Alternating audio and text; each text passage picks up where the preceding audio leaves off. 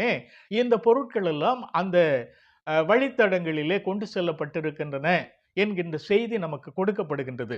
அடுத்து எருசலேம் தேவாலயத்திலே தூபம் காட்டுவதற்காக அல்லது நறுமண தைலத்தை அவர்கள் உற்பத்தி செய்வதற்காக, அதை செய்வதற்காக இந்தியாவிலேயே இருந்து அங்கே கொண்டு செல்லப்பட்ட பல்வேறு மணப்பொருள்களை பயன்படுத்தி அவையெல்லாம் செய்யப்பட்டிருக்கின்றன என்கின்ற செய்திகளெல்லாம் வரலாற்று ஆசிரியர்களால் நமக்கு கொடுக்கப்படுகின்றன.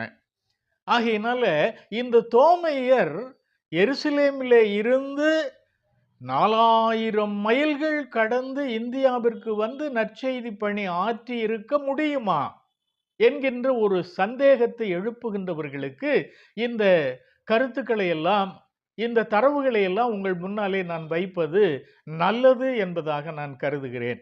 ஆகையினால இவர் சில்க் ரூட் மூலமாகவும் பயணித்திருக்கிறார், ஸ்பைஸ் ரூட் மூலமாகவும் அவர் பயணித்திருக்கிறார்.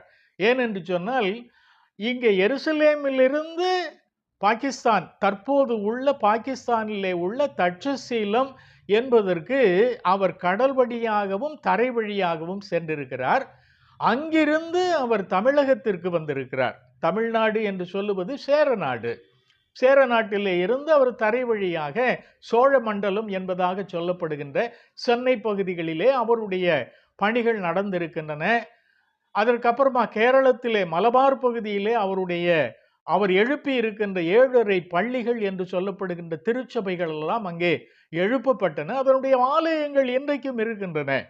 ஆகையினால எப்படி பவுலடிகள் அவர் சென்ற இடங்களில் எல்லாம் திருச்சபைகளை நிறுவினாரோ அதே போல அவர் எழுப்பிய அந்த திருச்சபைகள் தமிழ்நாட்டினுடைய மேற்கு எல்லையிலே அதிகமாக காணப்படுகின்றன.